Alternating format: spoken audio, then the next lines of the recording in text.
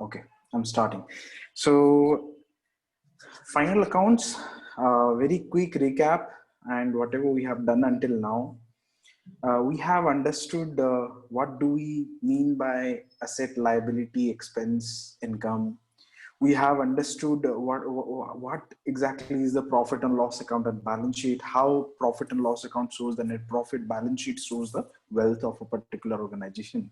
We have seen how all the incomes and expenses, meaning that all the nominal accounts goes to the profit and loss account, and we have seen the assets and liabilities, meaning that by the personal and real accounts goes to the balance sheet. And we have also seen this small chart where which helps us in determining what balance a particular account has, or whether a particular item given in the question should be expense or income, asset or liability. So profit and loss account income will be such nominal accounts, expense will be such nominal accounts which have a debit balance, and income will be such nominal accounts which is the credit balance. In balance sheet, assets will be such items, such real and personal accounts which have a debit balance in the trial balance, and liability will be such real and personal accounts which have a credit balance in the real account trial balance. Once we had determined that, this helped us in determining, each of these accounts, where should we really put this in. Then we had the concept of adjustments. In adjustments, what we did was we passed journal entry for those adjustments. So like this, and I had repeated the other day, we don't need to pass the journal entries directly. We can go to the ledger. And why we are doing the ledger? Because of this concept. Never be afraid of the adjustments. Adjustment is nothing but new transactions, and we are just passing journal entry and ledger for it. And whichever account is getting affected by those adjustment entries, we are just finding a revised balance for it. So in a nutshell, if I say, when you are passing, you are preparing the balance sheet and profit and loss account, whatever balance that you have in the trial balance given in the question, you take it as it is, unless that account is getting affected by the adjustments. If it is, we have to calculate the revised balance. How do we calculate the revised balance? By preparing the ledgers. And I have already told how to really prepare. In the process of that, one of the difficulties we normally find is which side should we put the balance brought down. If you remember, the logic was for any particular account, ledger account, to determine what type of balance it is, we see which side the brought down is at. So if the buy balance brought down is there in the credit side, then the account is a credit balance. If the to balance brought down is in the debit side, then it's a debit balance. We apply the same logic other way around. So if a particular account is a debit balance, then the to balance brought down has to be in the debit side.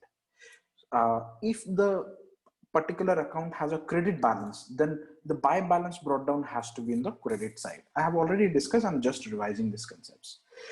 And once we have done that, then we post the journal entries that we have recorded in the respective side of those accounts, and we find the revised balance. And that revised balance we take to the profit and loss account and balance sheet as is. As I have always stressed on, the net profit will always go to the liability side, and if there is a loss, that will go to the asset side. Never forget to do that. One of the things that I wanted to focus on was, difference between trading and profit and loss account, and trading account and profit and loss account. The thing that I told earlier was, whatever expense that is related to the factory, related directly to the product, that will go to the that will go to the trading account. And whatever is related to the administrative office, that goes to the profit and loss account. If you guys are having any doubt in any particular item, just let me know, because this is very much understandable. Salary is for, obviously office people. However, wages are for the laborers who are working in the factory. Then you have postage, that is, the package that we send through either those companies like what are the postage companies, and whatever charges for that, so sending the packages and all. So that is purely done in the administrative office. So that is not done in the factory. So very simple to understand. Bad debt, definitely. So whatever is all those Data related expenses, those are related to the definitely administrative office. Depreciation, similar way. Loss by fire, definitely similar way. Trade expenses, again similar way. So power, when you see power, you when moment you see power, it must be of factory, because you know you must be having machinery and the power must be related to that. So again, if you ask me, the power might be related to the office building as well, but the general understanding that we have to have is the moment we see power, the majority percentage of opinion should go to the factory instead of going to the office building. So we will post it in, we will put it in the trading side instead of the profit and loss account side. Um, uh, After that, what I wanted to focus on, one of the part of the adjustments. So when I say, when we see the adjustments, we pass the journal entry, then we push the ledger, what do I mean by that? Which is something like this. When we will be, passing this, doing this whole activity, these are the exact steps which we are going to deal with.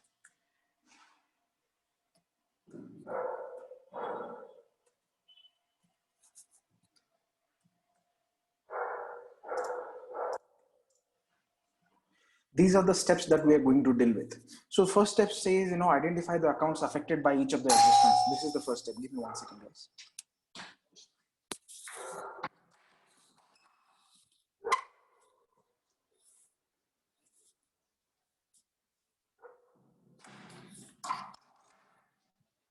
So sorry for that. So the steps are, identify the accounts affected by the adjustments. So we'll have to identify them. Then we will be seeing, if a particular account is not affected, then show them in the trading and profit loss account or balance sheet. Then if affected, then update the respective ledger in the working note, and so on and so forth. I'll go in detail about these steps. For now, at the time of the passing the entries, so at the time of dealing with the adjustments, the process that we went with, I will take one example and I'll repeat that. One of the adjustments was bad debt 500 rupees. Bad debt 500 rupees. Provision for bad debt to be maintained 5%. Bad debt 500 rupees. Provision for bad debt to be maintained 5%. 5%. We have already passed journal entry for these. So these look something like this. Bad debt 500, I have separately taken. That is a separate transaction. Provision for bad debt to be maintained 5%. That is a separate transaction. Now, in order to determine, what is the exact entry, we repeat the same process. We find the aspects in it. Then we find the nature of account, then we apply the golden rule. Accordingly, we have already done this process. So I'm not repeating that to save time. And the same thing we have done for this. Now, when we see an adjustment, this whole thing, I want you guys to do in mind. I mean, you should be so familiar with it that you should be thinking about the journal entry very quickly, because we will not have that much of time in the final accounts to really post the journal entry, then go to the ledger. However, as I know you guys cannot practice really that much that you will be that efficient, at least for now. Maybe in some time you will be, but for now, what you can do is you pass these journal entries in the rough, and then you move ahead with the thing. Now coming back to this entry for the bad debts, the entry is bad debt account debit to debtor, and then bad debt account debit to provision for bad debt. Now, when we are passing, dealing with the adjustment entry, what we do is we create a bad debt account. We create a bad debt account and we see whether we had a bad debt here. We actually had a bad debt here, which was 525 balance. Can somebody tell me, is this a debit balance or credit balance? The bad debt given in the particulars in this trial balance list, is this a debit balance or is this a credit balance? It's a debit balance because as you mentioned, right, we assume it like we are going to receive it instead of scratching in a book. We are assuming it. Okay, we received it. Okay. No. That was for the data. I'm talking about the bad debt. Bad debt simply. Bad debt is something it is a debit balance. we are not going to receive it, right? for example, a person has absconded without paying the amount, so we'll assume, okay, we are not going to get it. So instead of canceling in the book, what we are doing, we are assuming it we had received, but it is a loss. Yeah, that now you got the point. Yes. Now let's come to very simple question. Is it a debit balance or credit balance? To determine it, let's figure out whether it's a, first of all, bad debt is a nominal account, real account, or personal account. Bad Somebody? debt is a nominal account. Perfect. Yeah, so it will come in these two. Is it an expense? Is it an income? Expense. Perfect. Then it will be a debit balance. Simply, you can use this chart and determine whether something is debit balance or credit balance. Then what Sami was talking about, we will go through all of that in a bit. Now that we have determined that this is a debit balance, now in the trial balance, we have 525. Let's create the ledger. So just a quick question, Dheeraj, just for understanding. As journal entry always take precedence over ledger. In ledger, we are going to balance the account, right? For example, we need to make the adjustment, like higher means we have to reduce the lesser number with the higher number, and arrange the things. That is a set of accounts, right? In ledger. So is there a way, shortcut way? Instead of like spending more time on creating journal entries, is there a way we can, while creating the ledger, parallelly we can create the journal entries? So if you practice a lot, no, you don't even have to do the journal entry. You can directly go to the ledger. You can directly go to the ledger. And if you practice even more, you don't have to even prepare the ledger. You can directly post things in the balance sheet. You can directly post things in the balance sheet. It's all about practice. Parallelly, if you do, you can do it. No, and on one side you have the journal, on the other side you have ledger. You keep on posting entries. You keep on linking them to the ledger. You can do that. There is no problem with that. However, if you want to skip certain process, you have to practice, and that can be done. Trust me, that can be done. If you practice a lot, that will automatically happen. You can skip certain steps, and just like a mathematical, equation solving.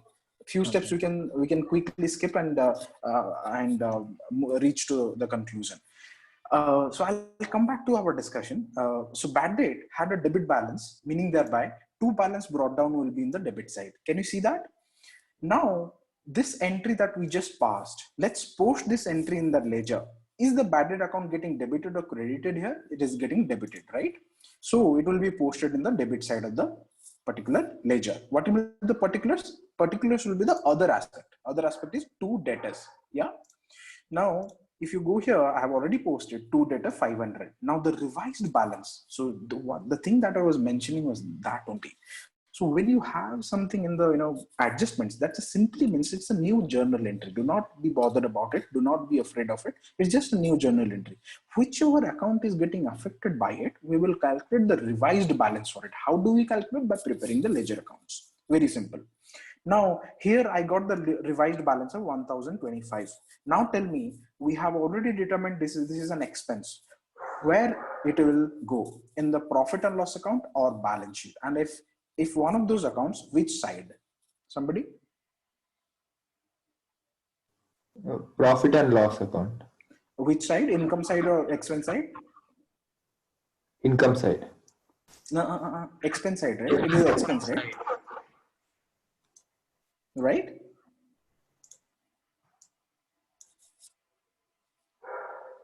So bad debt comes in the debit side, which is the expense side. And we are done with the bad debt part. Okay, now let's come to the other part. So here, if you can see, I did not take this entry into consideration at that time, because what I'll do is,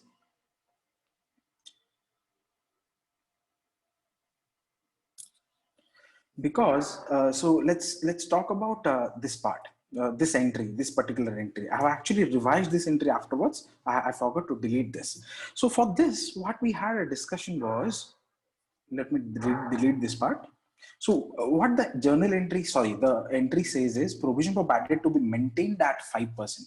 Maintained at 5% of 49,700 of 49,700. Actually, in the question, if you see, this 49,700 is not given. It is given as bad debt provision for bad debt to be maintained as 5%. So this 49,500, I got it from, we had a data balance of 50,200 earlier. 50,200 earlier. Now by this entry, if you can see this entry, debtor is getting credited by 500. Now this will reduce the debtor by 500, which will come to 49,700. Does everybody agree with that? Yes. I have done that with the ledger part. So debtor, then to balance brought down 50,200, then bad debt, that same entry is getting posted in this ledger, and then 49,700 is getting calculated here. Now that we have determined, and 5% of 49,700 comes to 4,000 something. The amount to be exact is 2,485. Yeah, this is what is happening. So what we know is, for the provision for bad debt, the revised balance they have actually given. If you read the sentence, that's what they're saying. Provision for bad debt to be maintained is 5%. That means the revised balance of provision for bad debt is how much? 2,485. Can I say that? Does everybody agree? How did you get the 2,485? Could you just show that? Yeah. So sure. So we had a debtor earlier of 50,200. If you can see, debtor is given here, right? Yes. So I posted that to balance brought down because it is a debit balance. Yeah. So then we got the new debtor balance. Yes, 49,700. Now in the question, it very clearly says provision for bad debt is to be maintained as 5%. 5% of what? Of the debtor balance only. So okay. So this 2,485. Oh, okay. Is the 5%? Yes. So this is 2,485. Something I did. Yeah, okay. 700 it is. So this is the new provision for bad debt. Previously, the provision for bad debt was 5,200. Yes. Okay. Can somebody tell me what logic we had? If we had provision of 5,200 in the beginning, now we have provision for bad debt of 2,485. Then the balancing figure is affecting profit and loss account. What is the reason? Because it's becoming loss. It is actually profit. Oh, it's actually okay. Because we received some amount. Earlier it was 5,200 pending amount which has to be received from debtor, but now we had collected something like 2,485. Somehow we had achieved something 2,485. So 5,200 minus 2,485. So it's a profit. Yes, absolutely. So we have not really received something, but definitely no. Earlier we thought 5,200 we will not receive. Now we have revised that to only 2,485 we will not receive. So definitely we have made a gain in that. So how it was been gained? Like did that person, like we got it from that person, or somehow some other way we got that profit? We got to know. So see, what happens is very simply. Bad debts is the money that we have decided we won't get, right? Yeah. So already the bad debts were 525 previously. Now another 500 bad debt has added on to it, right? Yes. So how is that becoming profit for us? So let me segregate bad debt and provision for bad debt again. Bad debt is when somebody is actually going away and you got to know we are definitely not going to receive this money. Provision for bad debt is when as per the past data you determine normally for every year 5% of our debtors goes bad. So if you remember the concept of expectation, so if I'm expecting that this much of loss I'll make, I'll have to record that in the books. That is what is called a provision. So can you make the difference between the particular bad debt and provision for bad debt? Got it. Yeah. Got it. Now, it's not bad debts. So it's not related to provision for bad debt. It is just like it's two different accounts. Okay. Got it. Yes. Please consider. So even though we are losing money, technically we are losing money, but as per the adjustment, we have reduced the provision. Yeah, exactly. Now let me also bring in this concept. Those are actually two things, those are linked together. So the bad debt and provision for bad debt are linked together. However, if you consider it two separately, that also will give the correct answer. No marks will be deducted. Let's not complicate things. Let's not link those together. Let's keep them totally separate. When you see the bad debt, treat it as different as an expense account, and when you see the provision for bad debt, treat it separate. It is can somebody tell me what type of account it is? Is it a real account, nominal account, personal account, provision for bad debt? It represents the debtors. Do you remember that concept? It represents the debtors. So it is a personal account. Now, what I wanted to bring in here is that actually what is happening is we have the revised balance in the question itself, and we had an opening balance earlier. So differential amount is the gain for us, meaning that we are hitting the profit and loss account. So here it is becoming a profit for us. Because of that, what we are doing is we are posting it in the profit side. Can you see that? By provision for bad debt, 2715, which is nothing but the difference between these two, 2715. Is that clear?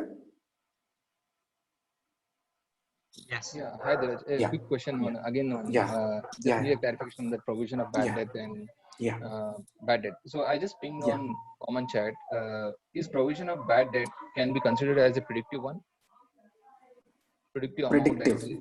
Yeah. Yes. I'm repeating that word, right? Expectation. Yeah, absolutely. Okay. You're right. And bad debt can be considered as an actual one. Means this is what we are not going to get at any cost. Yes. So the legally the definition of provision for any expenses for that matter is associated with these words. Obligation should be there. So obligation should be there, and it should be measured in a scientific way. The amount should be known to us. If these two factors are there, no, for a particular expense, if you know there is an obligation for you to pay something, or obligation for you to lose something in the future, and you can measure the amount, you can find out what amount exactly it is, then you should put that in the books. That's what is the legal responsibility of any organization out there.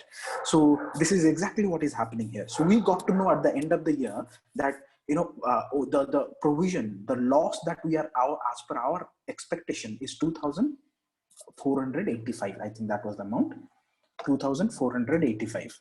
Yeah.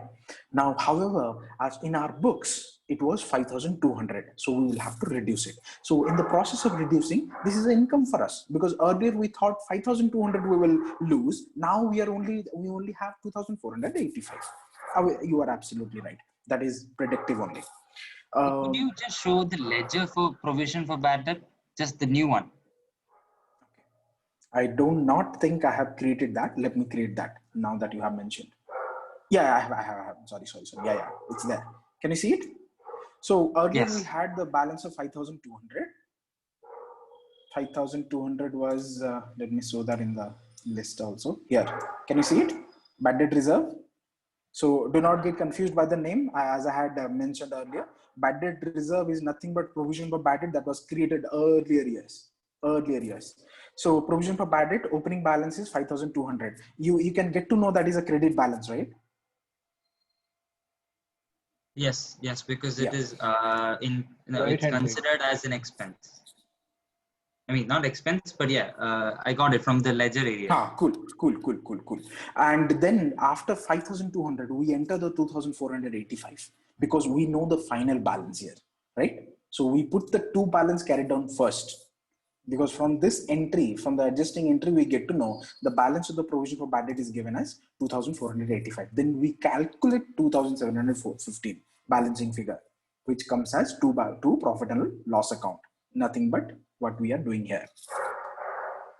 Nothing but what we are how come the 2,715 came up in the ledger? So the difference here is that earlier when we posted, suppose for this account, we knew the balance, then we knew the transaction, we calculated the final balance, revised balance, isn't it?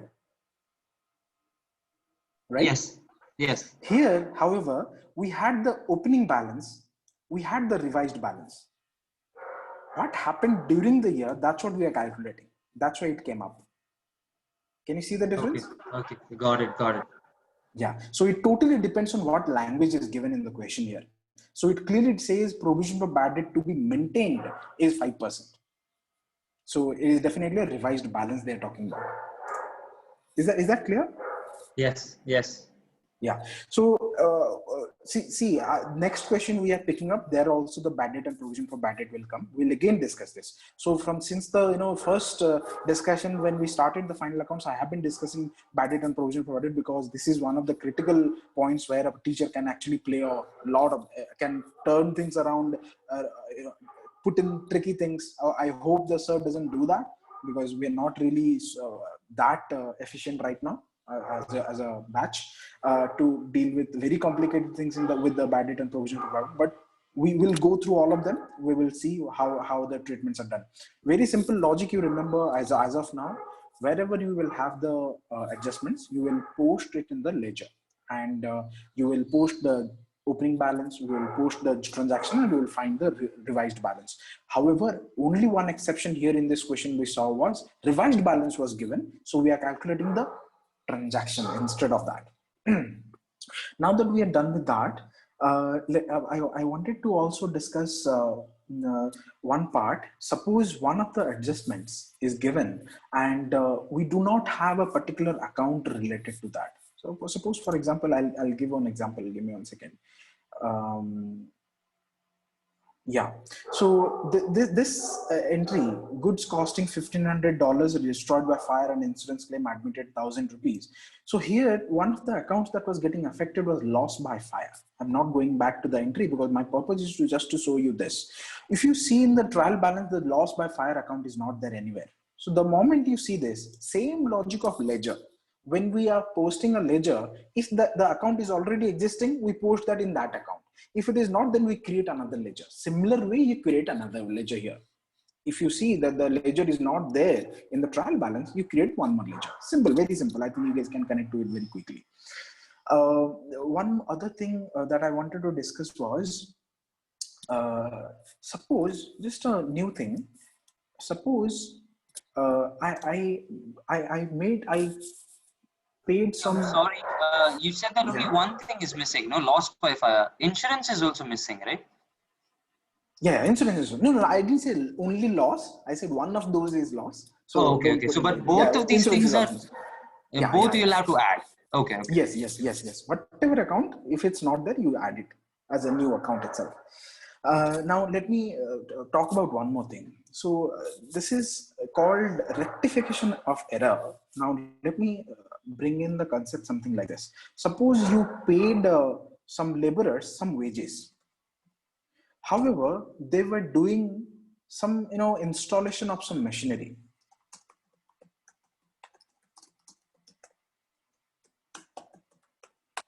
So the transaction is wages for installation of machinery paid, suppose 500 rupees. Can somebody tell me what are the two accounts involved here?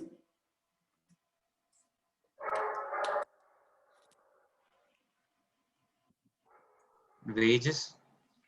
This, okay.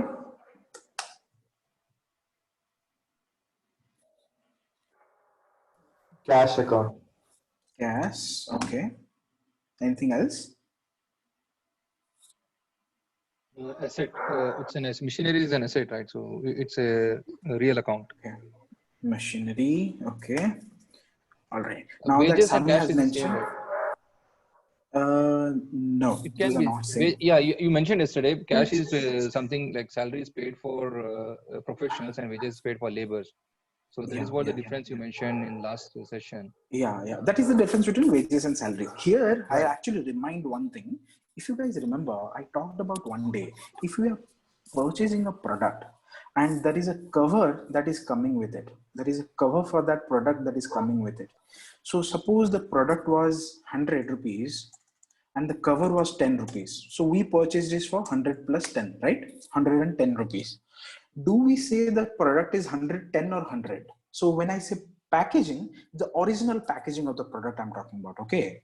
Original packaging, not the Amazon one or the Flipkart one. I'm talking about the original packaging of the product. Do we say 110 or 100 rupees? 110. So we are including the packaging in the product itself. So we are not saying, this packaging is actually packaging expense, right? Exactly. Yeah. So this should come under machinery account. Yes. Okay. But how do we figure out that this installation is part of the machinery's cost itself, or if this was I'll like? tell you the logic. Yeah. Okay. Let me ask everyone else. Did everybody else? So in I think 1 minute it will stop. Everyone, please join back in the link, and we'll start from wherever we are left out. So to answer your question, before you answer your question, did everybody understood that logic? That will be part of the machinery. It depends, right? There's like, for example, few products they don't come with the installation. Like it will be like free of installation, right? They say like you could just call our. Let's assume. Let's take an example of washing machine. So if you're purchasing a Samsung washing machine, they'll be representative, right? So they're not charging anything to install the. Correct. So how come we are going to charge the 10 rupees like what you had mentioned in your example? It will still like 100, right? It can't be additional 10 rupees. No, but if it's there, normally it's not there. I get that point. But if it's there, then should it be included? Do you agree to